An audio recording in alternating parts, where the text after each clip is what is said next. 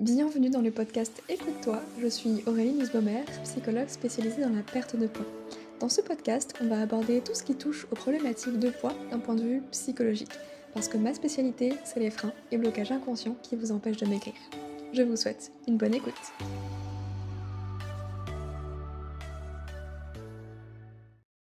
Bienvenue dans l'épisode numéro 103 du podcast Écoute-toi. Je suis ravie comme toujours de vous retrouver pour un nouvel épisode. Aujourd'hui, on va parler de la vraie raison qui vous empêche de passer à l'action dans la perte de poids. On va rentrer directement dans le vif du sujet. Si vous avez tendance à vous dire que pour vous, c'est hyper dur de passer à l'action, c'est presque anxiogène finalement, que tout vous paralyse parce que justement tout vous paraît énorme. C'est comme s'il y avait un truc là qui vous empêchait de passer à l'action ou simplement juste vous vous dites j'arrive pas à passer à l'action, j'ai besoin d'une motivation, d'une source de motivation extérieure, de quelqu'un qui m'aide, qui me prenne par la main, qui me dise allez, on y va, on fait les choses pour passer à l'action, en tout cas dans le domaine de la perte de poids, parce que sinon, impossible de sortir du canapé.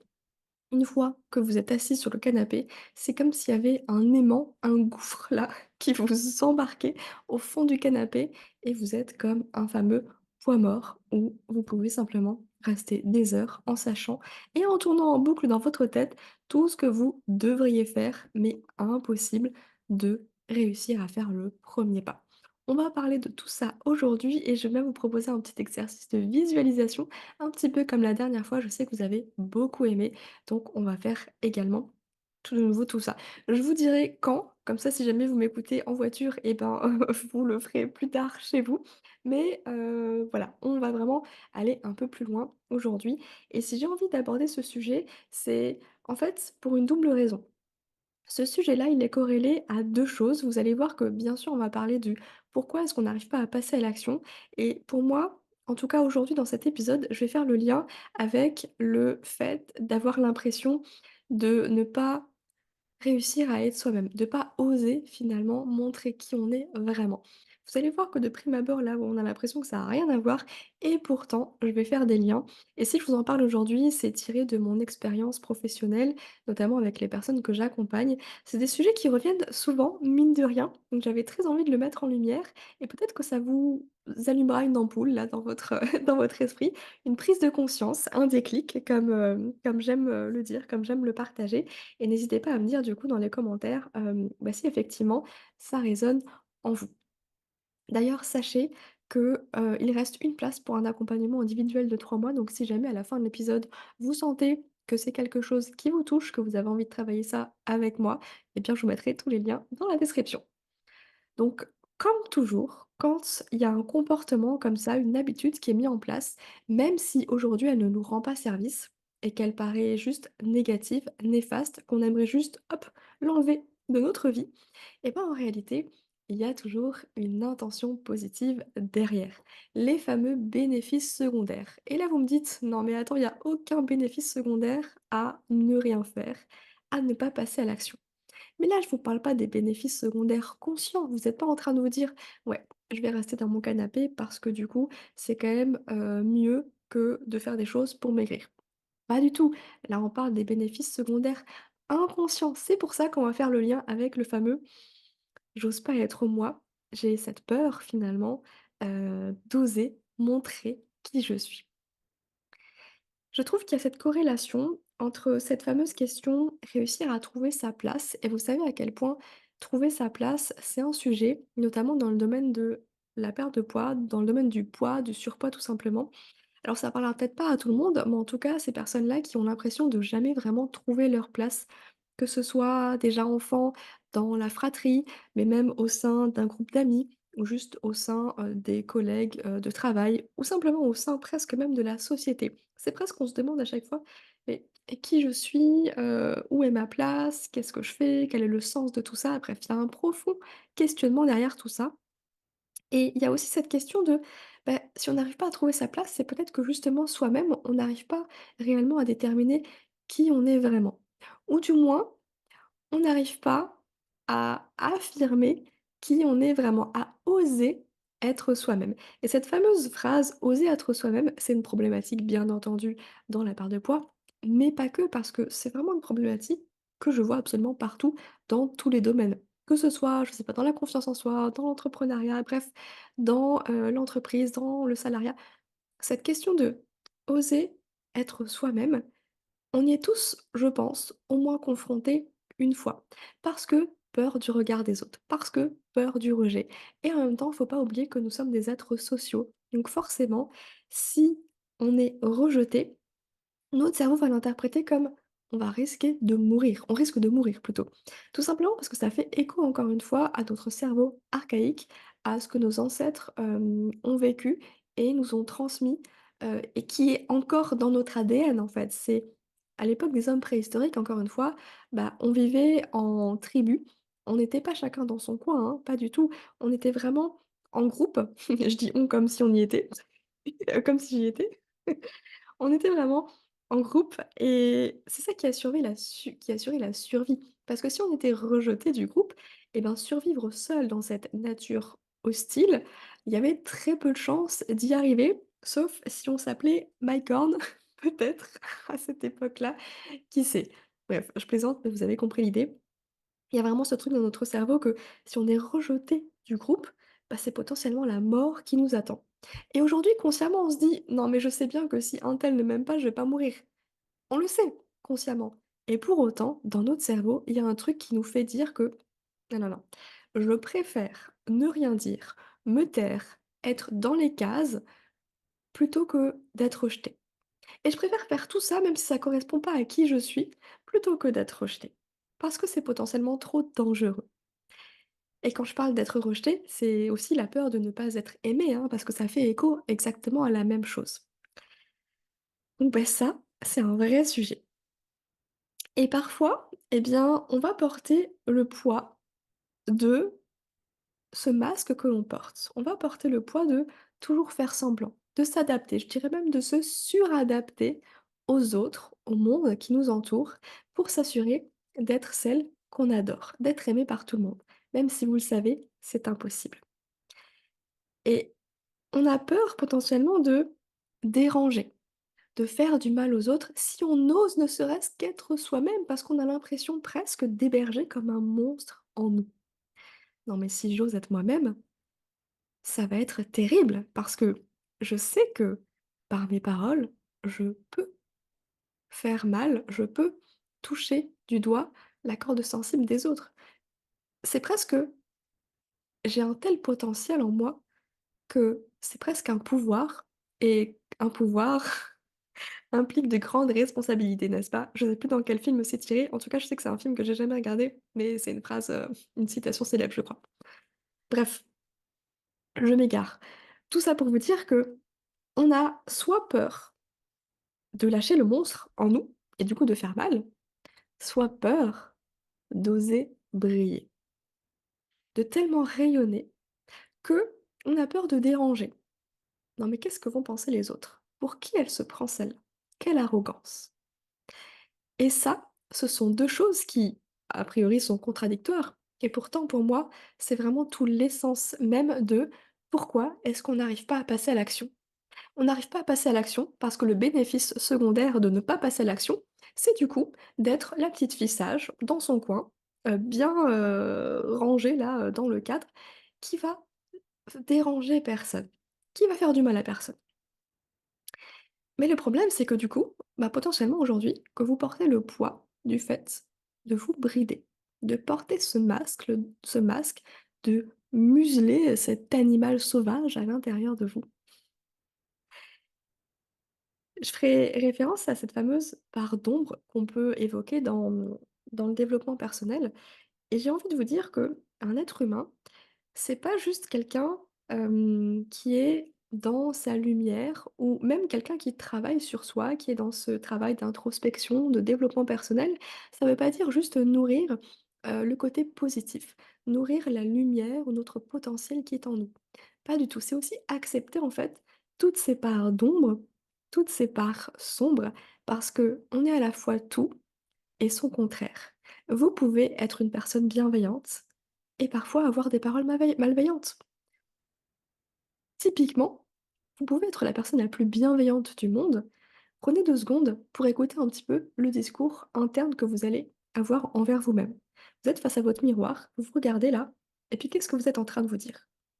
Je mets ma main à couper que tout ce que vous êtes en train de vous dire là, il y a rien de bienveillant là-dedans. Ou pas beaucoup en tout cas. Donc bien sûr que vous pouvez être bienveillante et malveillante.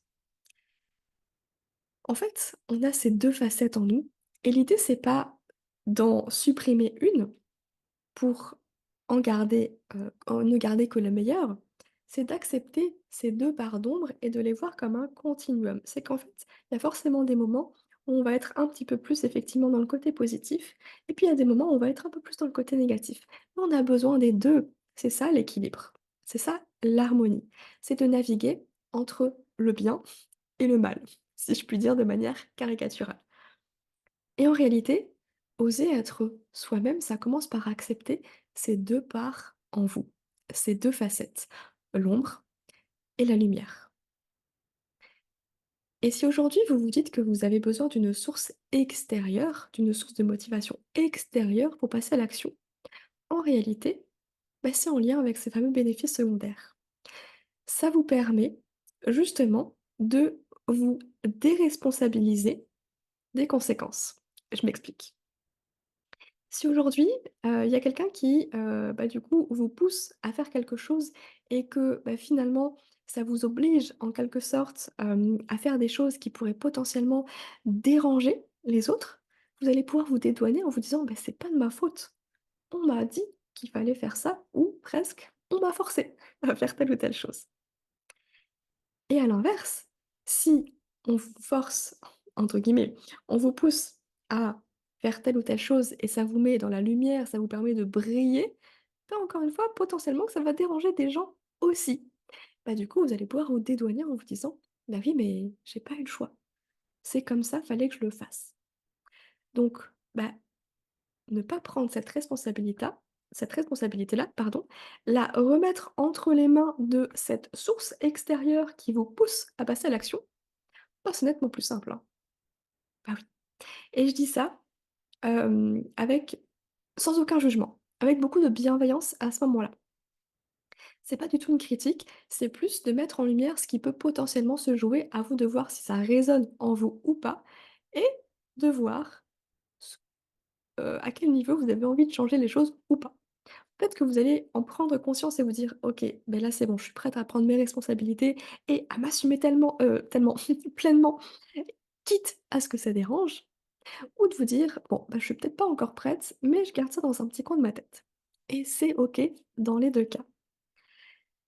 Donc la peur de déranger, finalement, c'est vraiment le point, qui va relier l'impression d'avoir un monstre en nous qu'on a peur de lâcher, si on ose être soi-même, mais ça va aussi être la peur ou en tout cas, hem, la peur de briller, de si on ose être soi-même. Parce qu'on sait qu'on a un tel potentiel en nous et je sais à quel point peu de personnes osent le dire parce que ça peut paraître arrogant, prétentieux. Bah, oui, on est dans une société où, heu, vaut mieux dire: «Bah, j'ai pas confiance en moi» plutôt que: «Bah, oui, j'ai confiance en moi». Parce que ça paraît arrogant de dire ça. Alors que pas du tout. Mais ça, c'est un autre sujet. Donc les bénéfices secondaires, j'espère que vous avez compris un petit peu où je veux en venir. Mais en réalité, si vous avez du mal à passer à l'action aujourd'hui, bah, c'est pas pour vous embêter. Et c'est clairement pas un manque, ou plutôt c'est pas du tout, un trait de caractère ou, une excuse pour vous dire: «Bah, en fait, je suis feignante, je suis bonne à rien» et cetera. Non, c'est pour vous préserver de quelque chose. C'est pour vous préserver encore une fois d'une peur, cette peur de déranger les autres et du coup cette peur d'être rejeté par les autres, d'être rejeté par la tribu et du coup de potentiellement mourir. En tout cas, c'est comme ça que ça se passe dans votre cerveau. Maintenant j'ai envie de vous proposer un petit exercice de visualisation, parce que peut-être que ça ne vous parle pas du tout, donc vous allez potentiellement trouver d'autres raisons de votre côté. Et si c'est le cas, je serais ravie que vous me partagiez ça en commentaire, ça pourra peut-être faire l'objet d'un nouvel épisode de podcast. C'est la minute où, si vous m'écoutez en voiture, ne faites pas cet exercice, gardez bien les yeux et les mains sur le volant et sur la route, et vous y reviendrez plus tard. Sinon, eh bien, je vous propose simplement de prendre juste quelques minutes, de fermer les yeux et puis de prendre une grande inspiration pour, couper. Couper un peu avec, le monde extérieur, un petit peu comme un rideau qui se fermerait sur la scène d'un théâtre. C'est un temps de pause, un temps hors du temps, un temps rien que pour vous. Et je vous propose d'entrer à l'intérieur de vous pour aller découvrir cette partie-là qui vous empêche de passer à l'action. Et j'ai même envie qu'on aille encore plus loin que ça. En réalité, en nous, on a plein de parties. On a la partie effectivement qui nous empêche de passer à l'action. Mais on a aussi une partie qui nous permet de nous reconnecter à la joie, une partie qui nous empêche potentiellement aussi de maigrir. Bref, toutes ces parties-là, elles ont un rôle à jouer. C'est comme une grande maison où toutes ces parties-là étaient colocataires. Chacune a sa chambre et en réalité, toutes ces parties-là, elles ont un but commun, bah, veiller sur la maison, faire en sorte, que tout se passe bien, donc chacun va avoir ses propres tâches pour, l'hygiène de la maison, faire le ménage, mais aussi faire à manger et cetera et assurer la bonne entente entre tout le monde. Donc il faut savoir que toutes ces parties en vous, elles ont un même but commun, même si de prime abord, bah, certains comportements pourraient laisser penser qu'il y a des conflits. Il y a des conflits qui se jouent à l'intérieur de vous et je voudrais juste que vous preniez quelques instants pour vous asseoir à cette table, peut-être une grande table ronde comme ça, avec toutes vos parties, ou en tout cas celles qui vont être utiles pour cet exercice aujourd'hui. Votre inconscient sait exactement de quoi je parle. De les visualiser là autour de cette table et simplement de demander à la partie qui vous empêche de passer à l'action quel est son but, quel est son rôle lorsqu'elle vous empêche de passer à l'action. À quoi elle sert? Quelle est son intention positive? Quel est son bénéfice secondaire? Elle a un message à vous transmettre et un message peut-être double. J'aimerais que vous observiez à quoi elle ressemble cette partie qui vous empêche de passer à l'action. D'une manière symbolique, qu'est-ce que ce serait? Si c'était un animal, ce serait lequel? Si c'était une couleur, un objet, une émotion. Laissez simplement venir ce qui vient et demandez-lui à quoi elle sert, cette partie-là. Et écoutez simplement son message. Prenez tout le temps qu'il vous faut et quand ce sera bon pour vous, eh bien de revenir tranquillement de cet exercice avec moi, de vous reconnecter avec l'ici et maintenant à cet épisode de podcast que vous êtes en train d'écouter et de souffler à nouveau. Si le cœur vous en dit, partagez-moi ce que vous avez vu, ce que vous avez entendu. Et j'ai envie de terminer cet épisode par une question qui pourra peut-être vous surprendre ou peut-être pas en fonction du message que vous avez eu lors de cette petite visualisation. Et si c'est vous qui deviez lâcher ce poids et non pas ce poids qui devait vous lâcher? Et si c'est vous qui deviez lui donner l'autorisation de partir? Parce que souvent, dans cette quête minceur, on a l'impression que c'est le poids là qui est en train de s'accrocher à nous. Alors qu'en réalité, c'est peut-être nous qui avons du mal à le lâcher. Encore une fois, parce qu'inconsciemment, il y a des bénéfices secondaires. Et en mettant en lumière tout ça, bah, ça permet de prendre conscience de certaines choses. Et vous le savez, la prise de conscience, c'est le premier pas pour le changement. Et si c'est vous qui deviez lâcher ce poids? Parce que tant que vous ne lâchez pas ce poids, bah, il ne pourra pas vous lâcher non plus. Ok. Je vais terminer cet épisode sur cette note-là. Je prends volontairement une voix un peu plus basse, avec plus de silence, pour voir si ça résonne en vous. Qu'est-ce que ça vous évoque? Et surtout, pour vous montrer consciemment et inconsciemment à quel point c'est important, cette partie-là. Partagez-moi tout ça en commentaire. Sachez qu'il reste une place actuellement pour un accompagnement individuel de 3 mois. Je vous mets le lien dans la description si vous avez envie d'aller plus loin avec moi. Et j'avais aussi envie de vous partager, quelque chose que je vais faire sur le mois de juin. J'ai décidé de publier, un réel par jour sur Instagram et de me faire un petit défi à moi-même, mais de vous proposer un petit défi à vous également. C'est un challenge gratuit de 30 jours sur Instagram que j'ai appelé «30 jours pour maigrir en douceur». L'objectif, en fait, c'est comme on arrive en été, j'avais envie de vous proposer un contenu à la fois léger, éducatif et très concret. Ça veut dire que chaque jour sur Instagram, je vais vous partager un réel où je vais vous proposer un exercice à réaliser. Très court, très simple et surtout efficace. C'est une action simple et concrète à mettre en place chaque jour avec l'explication derrière de pourquoi c'est important de mettre ça en place. Une explication d'ordre scientifique, ce ne sont pas des choses tirées de mon chapeau, mais vraiment des actions qui ont un réel impact, donc qui sont réellement efficaces et qui ne demandent pas non plus 1 heure par jour.